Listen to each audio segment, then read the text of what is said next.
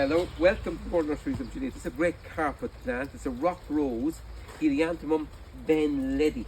Now, Helianthemum benledi, flowers like that, very deep pink to red flowers, 4 months, summer flowering, will spread around 40-45 centimeters of a spread, and totally winter hardy and comes back year after year.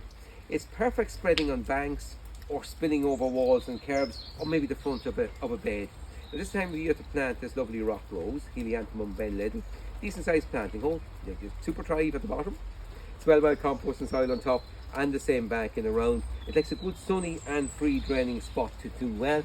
I think it's a great colour. It's been raining here, so you can excuse our little printed out piece of paper is getting a bit dishevelled at the minute, but great colour and months of colour. Remember, sunny free draining spot, and it appreciates maybe a few little pebbles or stones around the base of the plant to help it to do well. This Helianthemum benledi can be planted from now. It's a great colour. Goodbye for now. Enjoy your garden.